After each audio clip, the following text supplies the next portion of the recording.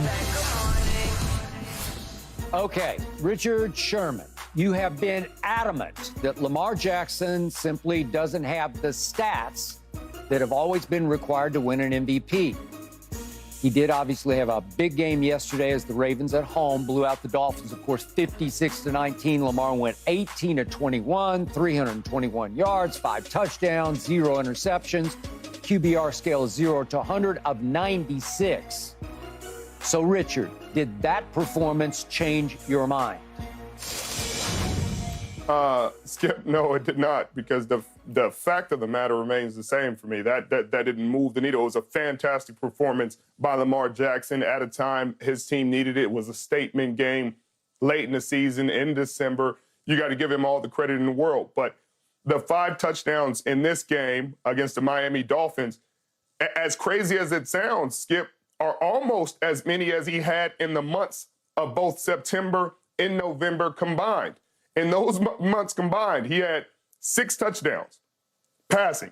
And so when you look at the full picture, I just don't see it. And again, people argue with me and they're like, man, you're just hating. I don't see how I'm hating. I'm just laying out the facts of the matter. If you're he had not hating. 30 I'll touchdowns. be the first to say you're not hating. Go ahead.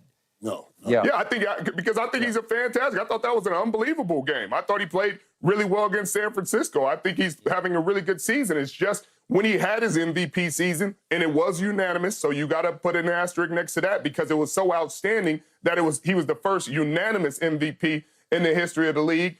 But he had 36 touchdown passes. Yeah. And then you look at him having 24 this year. He had 1,200 rushing yards. You look at it, he has about 843 or so this year. And so I don't see it as the same in that respect. And people are like, well, he should get MVP because of what? If the numbers aren't there, then there's not much to say. People were like, they were comparing it to the Peyton Manning season of 2008.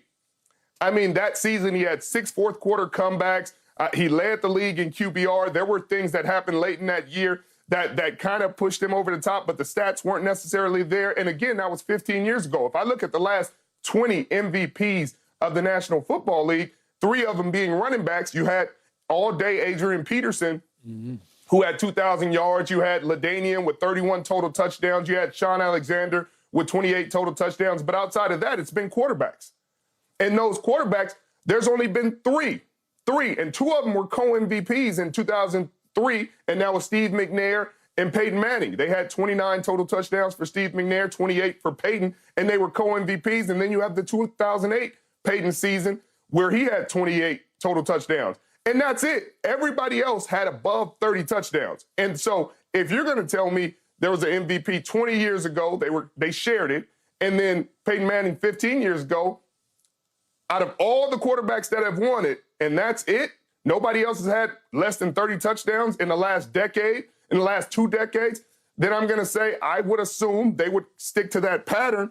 So I guess, Skip, but he's the betting favorite. So there's a chance he gets it, but I think it'll be one of them situations where they have to split it because he has under 30 touchdowns. So they split it like they did in 2003 with Steve McNair and Peyton, likely giving it to CMC or Tyreek and Lamar because, I guess that's what they're going to do because otherwise I just don't understand it. Okay, just for the record, if you had a vote right here, right now, it would go to? Christian McCaffrey. Okay, 1 vote for no split vote. You just give it to Christian. I'd split it if that's what we had to do. I mean, it's closer than it was before he had 5 touchdowns. Right. Yeah. He had 5 touchdowns this week. And recency, it counts to a degree, but you also have to put the full scope of the picture. So I have to give him credit for what he did against the San Francisco 49ers in a primetime game with the world watching. Right. Played fantastic. And then what he just did against Miami with the #1 seed on the line, he played his best football and executed. So I do have to factor that in. And his yardage, his rushing, his impact. And by the way, before you go, Michael, Christian didn't have much of a game at Washington yesterday, but he did tweak I think it was his calf. They said it wasn't a big deal, but I think mid-3rd quarter, he didn't play much the rest of the way, if at all. I think he didn't go back in at all. So his numbers were not huge. He didn't have MVP caliber numbers at Washington, for what that's worth. No. Okay, go, Mike. Right now, and listen. When I was home the other day, when you guys were on this, It was just a great day. I was sitting home. I enjoyed the conversation. Richard when I and got Keyshawn. to work. Yep. Yeah, I got to work. I told Key, I said, it was so funny when Key told Sherm, all right, Sherm, go ice your face now because we beat you up a little bit. And they both started laughing at the end. It was all funny. It was great. I couldn't wait to get a chance to have this discussion. Because I was with Sherm on this, Sherm, because Sherm was talking about this. Sherm said, you guys can't just keep coming up and saying, this is the game to determine the MVP. It's the combination of the whole season. It's not this one game who outduel each other in this one game, even though we do that. We do that. You know what I mean? I understood what you meant because it was the Brock Purdy's and the Lamar Jacksons, like right there battling. And since they got a chance to be head-to-head, everybody's going to measure them and say, now he's the leader. You know what I mean? But it's a whole season, not just that one game. So I was with you on that, Sherm. Now, and I think they heard you talking about his numbers. They look like they were directing at getting him some passing touchdowns. I think so. I think they heard you. Right. I was like, they heard him. They gonna help him. And then right after the game, they all were hollering MVP. They were. MVP. Like them 5 touchdowns. Now we can do it, Sherm. We good. So I was like, okay, I see. They saw this too. But I would also add to 2019 when he got that unanimous MVP. Dude, this dude was phenomenal. See, we get caught up in the dynamic, too. We get caught up in that thing that, oh, my God, we never see that. Remember some of the runs he made that season from a quarterback position? We were saying even Michael Vick didn't make those kind of runs. And Michael Vick was the joystick on your football game. You know what I mean? So we said Michael Vick didn't make those kinds of runs. So we got caught up in that.